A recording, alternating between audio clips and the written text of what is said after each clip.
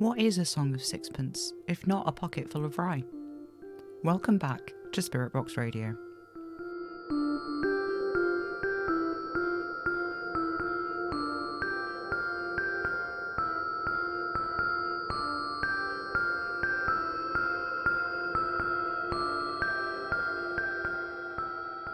Hello, faithful listeners. Thanks for all your thoughts and concerns about me after last week. Not gonna lie, it has been rough. I didn't sleep for 3 days. It was difficult. Luckily, Oliver was super busy with work, so I didn't have to explain too much to him, even though he definitely knows something is up. But how the hell am I supposed to explain this?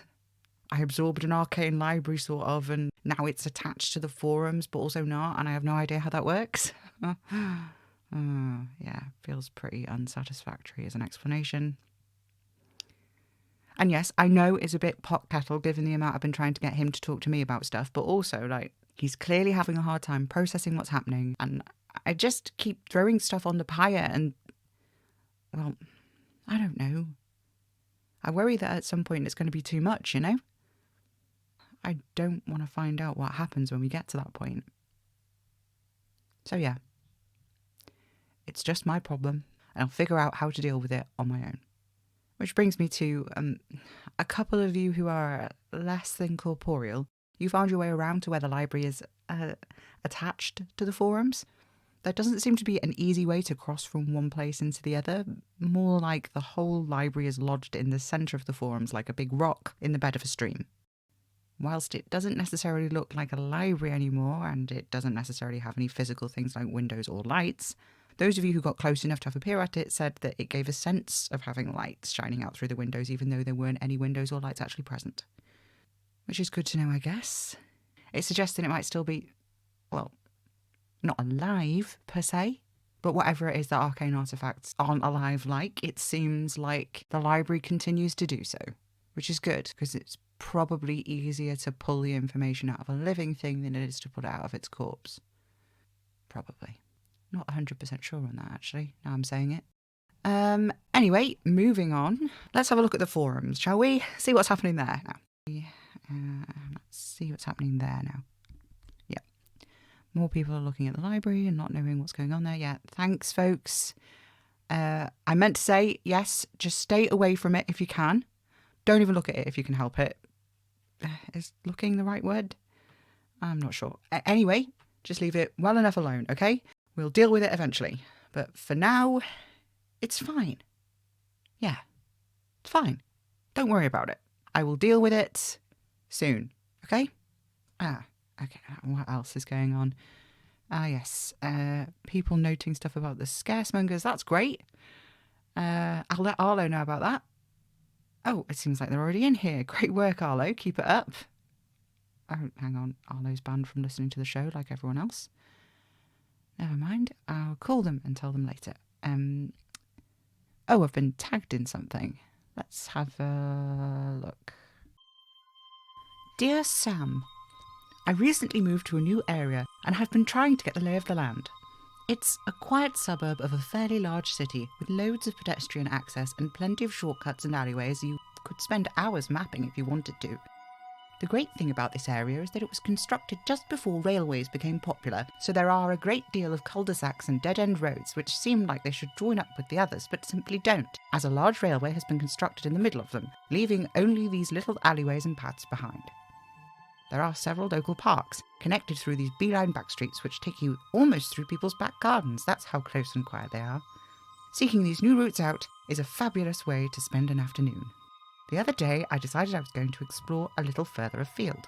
I know there's a fairly large Victorian water park. You know, the kind with a big pond and fountains, not the kind with slides and a lazy river.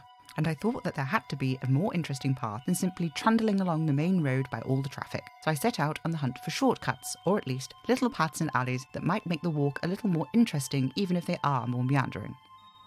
I started out by turning off the main road down into a little residential area, which I figured would eventually hit the river, which pretty much guarantees a secret path or walkway of some kind. Sure enough, I found one between two houses. It was a street of semi-detached properties, the space between each two-house building linked by a small path. All but one of these little paths was blocked up with a gate. The open pathway was wider than the rest by a good foot or so, and the driveways, which connected in front of all the other properties, were bisected by a metre-wide gravel path. Sure enough, when I peered down the gap, I saw a little sign indicating pedestrian access, and walked on my way, expecting I'd soon find my way to the riverside, which I could then stroll along for a mile or so until I hit where the water park ought to be. Past the bottom of the gardens, however, the path took a sharp right turn. As I was still headed in the right sort of direction, I didn't mind too much, so I kept on walking. I could hear the river nearby and wondered when this path would converge with it, but I walked and walked for 20, 30, 40 minutes, one side flanked by an unruly thorny hedge, and the other with the red brick walls of people's back gardens. And then I hit what appeared to be an abandoned allotment. It was a fairly small space, only 12 feet by 12 feet or so, and it seems to have been notched out of the back garden of the house it was squeezed behind. There was a dilapidated garden shed, the front door missing and exposing a set of rusted tools covered in snaky fronds of ivy and bindweed. Next to it, the remains of a small greenhouse. What was left of the glass was green, with algae or mould, and the whole thing was blooming with a plethora of weeds out of the open panels. The biggest plant of all, though, was a climbing plant I didn't recognise. It was growing directly out of the red brick wall that separated the allotment from the gardens around it. Its leaves were small and shaped like miniature hearts, each one a dark green with edges fringed in deep, rich blue. The vines looked woody and robust, dark red in colour, and it seemed to be growing outwards from a central cluster, the vines reaching out like bony fingers, clasping at the bricks. I got closer to have a look, as I didn't recognise it, and I tried to use that application that identifies plants for you, but it had no idea what it was looking at, and told me 3 different things when I scanned 3 different parts of it. As I was closely inspecting, I saw that there was a mass of vines tangled around something near the base of the cluster at the plant's centre. Peering closer, I saw scraps of orange fur. I leaned closer still, steadying myself on the wall, and saw between the tightly wrapped vines the tag of a collar that read, "Ginger Snap." There was a horrible creaking crack, and I jumped back in alarm, only to discover that my hand, which had been resting on the wall, was covered in a frond of the plant. It tore my jacket sleeve as I pulled away. As I hurried back down the pathway and onto the cul-de-sac it connected onto, I saw a poster sellotaped to a lamppost. There was a picture of a cat on it. The name printed underneath was Ginger Snap. It's been a couple of days of looking this up online, and I can't seem to find any plants like the one I described mentioned anywhere. I was wondering if you could maybe pass this query on to your Oliver Berlin to see what he perhaps thinks of it all. Thank you, Anonymous. Well, Anonymous, Oliver's pretty busy. He's prepping for a wedding tomorrow. So, I don't know. Do you know what? I'm sure he won't mind us dropping in, right? He likes plants and stuff. This is the kind of thing he thinks is fun. Yeah, why not? Why not? Let's ask Oliver.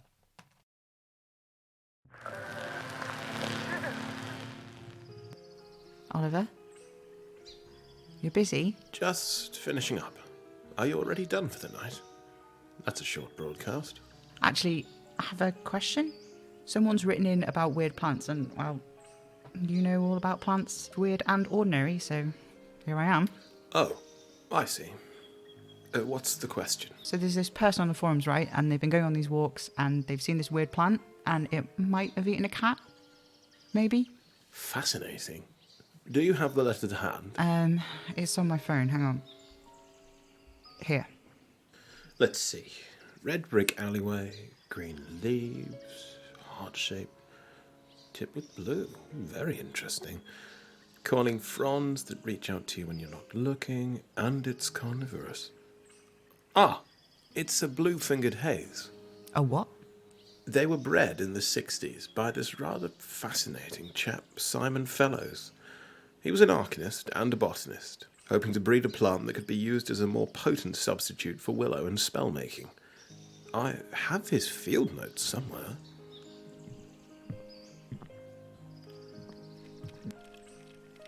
Ah, here we are.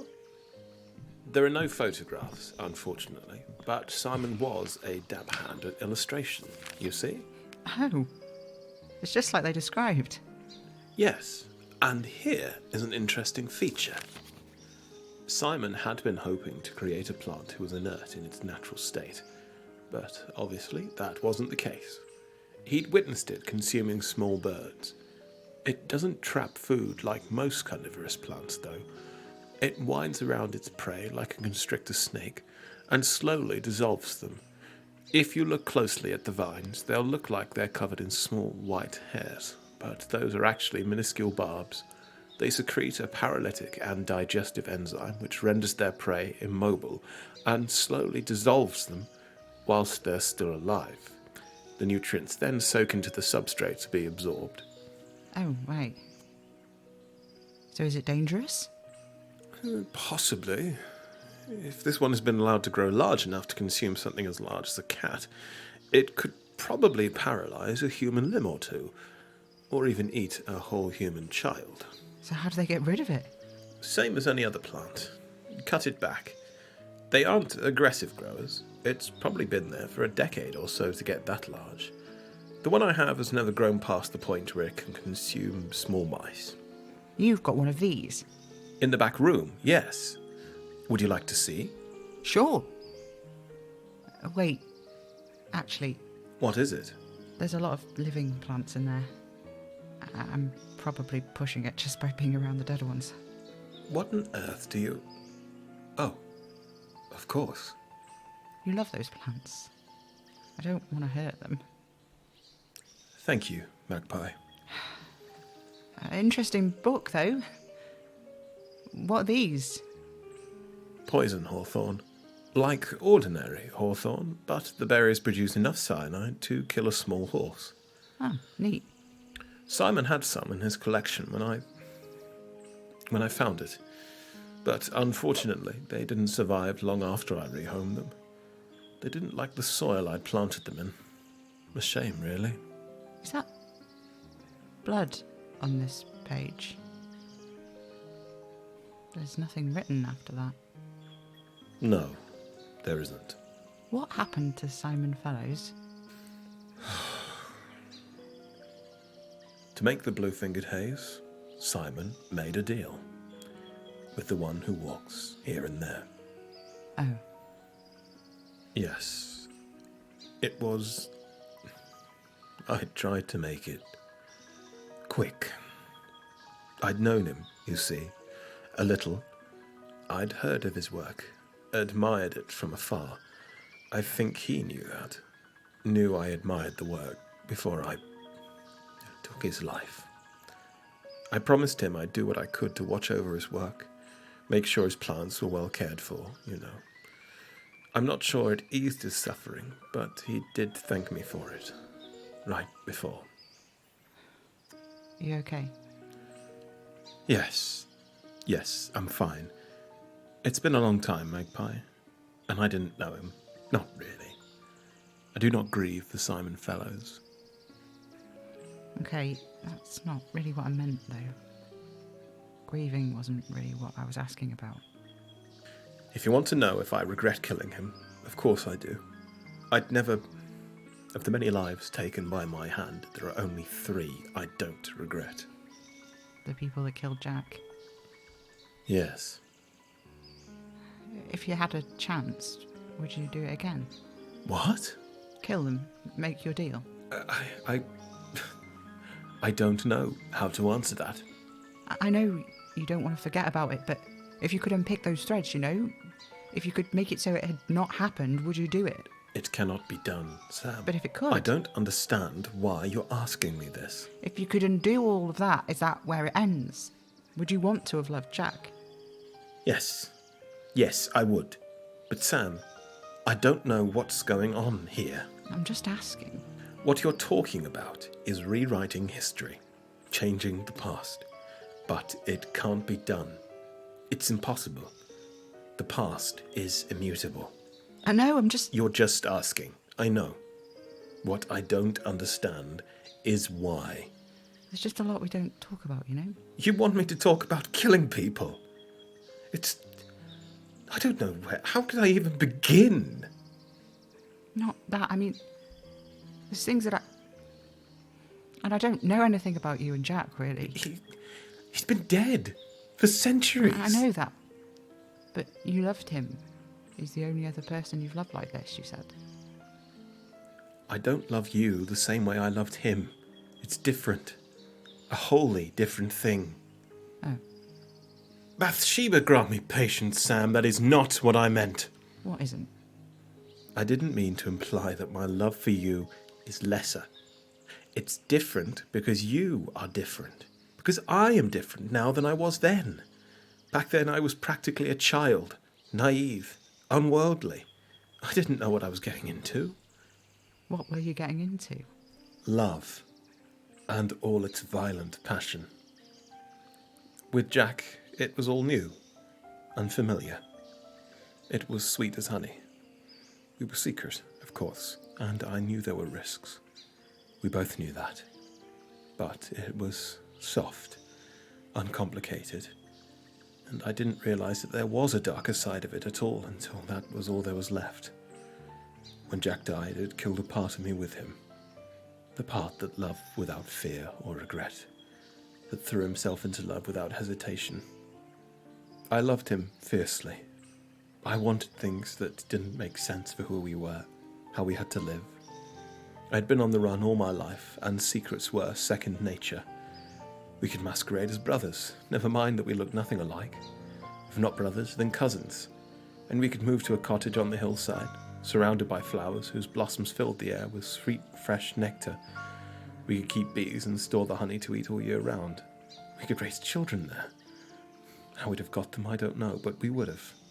Somewhere out in the wilds, where there was nobody but us. Nobody to judge or hate. It all felt so pure and wonderful. Like stepping into a warm ocean on a quiet evening beneath twinkling skies. But then there was the riptide of losing him, and I was drowning, and the deep waters were cool and dark, and nothing mattered anymore. You planned a whole future with him. We were young and in love. I doubt it would have ever happened. It was a flight of fancy. Yeah, but it was yours. It was, and it was lovely to dream. We don't do that. What? We don't dream about the future together. Hells, Oliver, we barely even plan beyond next week. Things are rather fraught. No more fraught than they were for you and your secret boyfriend in the Dark Ages who was literally hate crime to death in front of you. Are you hurt that I loved him? Because that's not really fair. No, I don't know. Why don't we plan for the future? Why don't we do any of that stuff? We really could live in a cottage in the middle of nowhere and have bees and kids if that's what you want. Is it? I don't know. Sam, the ground is shaking. Sorry, I'm just... There's a lot of... Just processing. I'm fine, it's fine. I didn't mean to, I'm sorry. It's all right. It's not, is it? No, not really. I want to fix it. Fix what? I don't know, really. But something feels wrong. You're going to be fine. Yeah, I'm gonna finish up the rest of the show. I'll let you finish packing the flowers. All right. You'll come back down when you're finished? Help me with the place cards? It won't make the flowers wilt. I don't care about the damn flowers. I just want you here. Of course. Is that okay? Yeah. I'll be back in a little while, I promise. Thank you.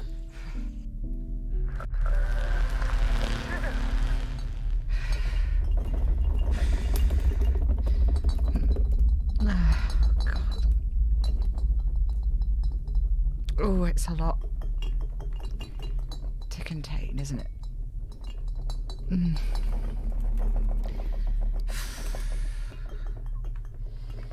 Nothing's going to explode. It's fine, it's... Oh, I'm sweating.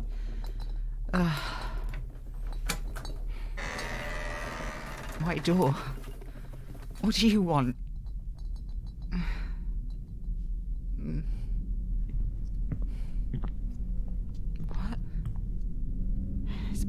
Road, the impossible house, but this is... It's M's office, like the one that appeared under the floor of the old studio, but it isn't. There's too many books here. No, no, no, stop, please. Stop.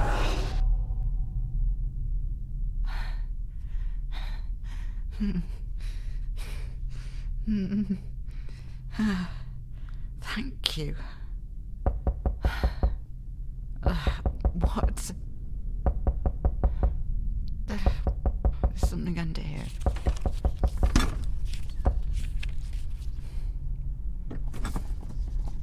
It's a trapdoor.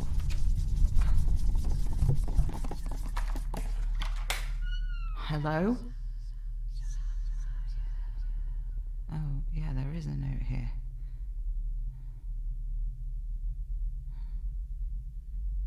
It's Rytidia's prophecy about M. She will bear a child who could best the one who walks here and there. This trapdoor, I swear it acts of its own accord. It moves around, shows it where it wants to. It had all M's letters about me inside of it, the way to the arcane spaces that belong to the Harbingers. Once it even had Kitty inside of it. What is this thing? What are you? Oh, so now you're disappearing. How convenient. Oh, don't you start. I drew pictures of you for bloody years, and what are you? The ghost of a door to a house I nearly died in? A house I really did die in at least once. You just show up and you act like it's all okay and normal to be appearing out of thin air or in random floorboards, and it's not, you know? It's not what doors and trapdoors are supposed to do. And I'm not supposed to have a whole library inside of me. God knows what else. I don't know why I pushed Oliver like that. It wasn't fair. And then what did he do? He just asked me to come and help him, like it's fine that But it's not fine, is it? It's not fine. None of this is fine. Oh, for God's sake, you didn't just disappear to move 6 inches to the right, did you? No. You didn't. It's my name in the floorboards. Samael Apollo Enfield. M scratched this into the floor when the inconvenient sins came for her. You know, it's never occurred to me before. I guess I thought she was leaving me a message, but you know, actually, it's just as likely she was trying to tell Indy, Ingrid, and Bliss that I was the one they were supposed to be killing, isn't it? Did she want me dead? Did she? Cut me off from everything, stop me from doing anything that night here in the impossible house before it was the impossible house? What was she trying to do? Siphon the power back? Was that to kill me too? Was that what she was doing? Anna and Kitty, they don't know. They didn't see what was happening until it all started to go wrong. Just glimpsed it as they were running out of a house collapsing. A house that collapsed onto me. She didn't talk to them about it. Didn't even really discuss it with Oliver, no. He made that pretty clear when he went over everything with me after I took his deal. Now back, are you? Great. Same note as before. Spectacular. Not even being original now. Wait. Right, idiot. She made this prediction. She did this. Ugh.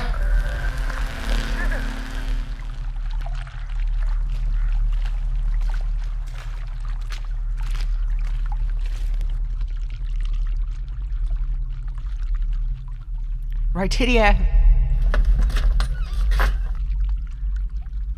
Rytidia.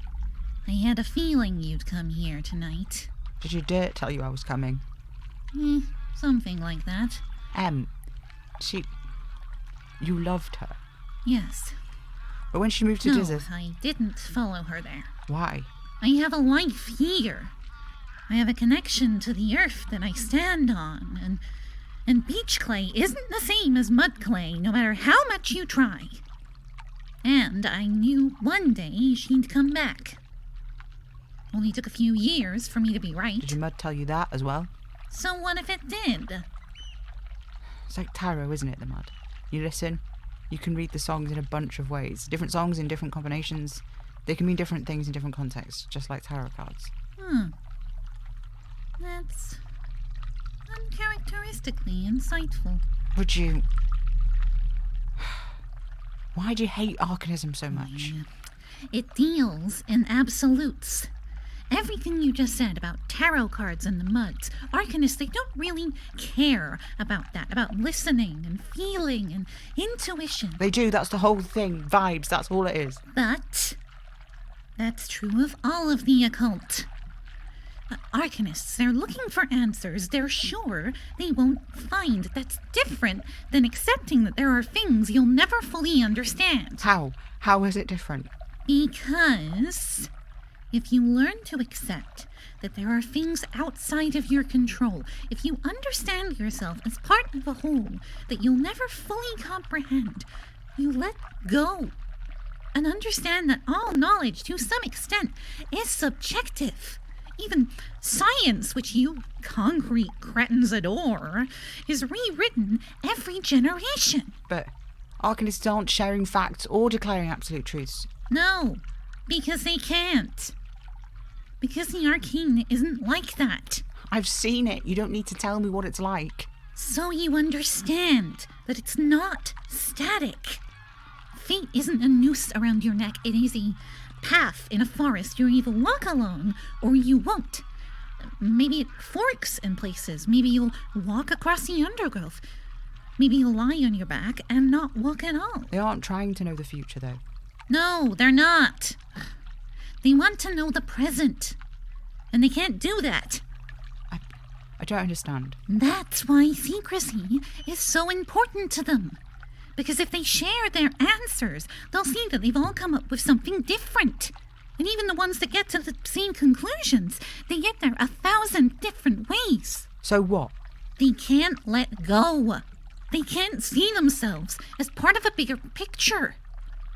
They're individuals desperately striving to fence in their own individual patch of knowledge. Like, reality has borders that can be defended. Like, humans don't make giant leaps into the terrifying realm of the utterly unpredictable every single day.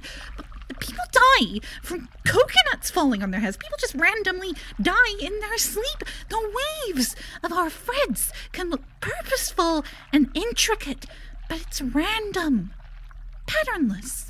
So why do you hate them? I don't hate them. I pity them and find them profoundly irritating. But Em was an arcanist. She was and she wasn't. She made her deal, her bid for power, and what was put inside of her, the magic she was given. It was like a bit of unknown got lodged in her brain, and she couldn't escape it anymore. She was obsessed with the idea that every arcanist was both right and wrong about what they understood of the arcane. She was massively powerful. She understood the Song of the Mud more keenly than anyone I knew, even though she couldn't even hear it. I saw her draw a dozen different divinations of the future from one set of cards, and take it in her stride, without pause. Yeah, it also drove her mad. I didn't understand any of it, and I still don't now. But I knew that power was borrowed, and Marie knew it too. Soon as you were born, a lot of it left her. When you weren't around, she couldn't even read tarot beyond a basic interpretation. That magic that made her famous, it was gone. She was hollow. I didn't mean for that to happen. I know you didn't, kid. But that's how it was. And she was terrified of you. We all were. Why? Usually, power feels like light coming off someone. You can get a sense, if you've learned how to do it, of how connected they are to their own arcane threads, or however you want to phrase it. In touch with their aura, it doesn't matter. But you, it was like a chasm. People around you, they could sense it. It made them scared, but was like you couldn't resist stepping closer, looking deeper, just trying to peer into the darkness. Oh. I'm sorry if this isn't what you came here for, kid. I don't know what I came for. Well, if there's one thing I do know, it's that something's changing. What? And I need you to know that I want no part in it. Whatever little scheme you're cooking up, keep it to yourself. I've no interest in striking a deal with you, baby broker. Mark my words. All right. Right. You should go. Yeah.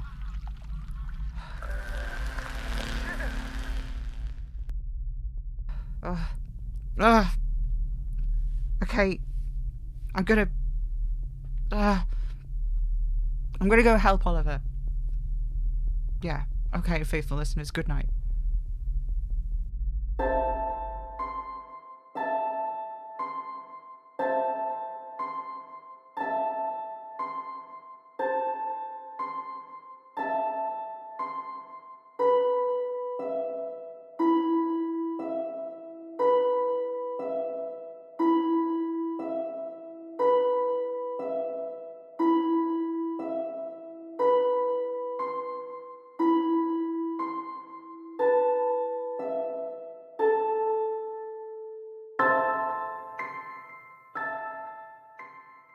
Spirit Box Radio is a Hanging Sloth Studios podcast, written, directed, edited and produced by Ava Major. This episode starred Will J. Cummings as Oliver Boleyn, and Ripley Leatherbarrow as Rytidia Delphus, and Ava Major as Sam Enfield. With special thanks to our crowdfunding co-producer, Bryn E. Albert. If you enjoy the show and want early access and bonus content, you can help us by supporting us on Patreon at patreon.com/Hanging Sloth Studios. Spirit Box Radio is recorded in front of a dead studio audience.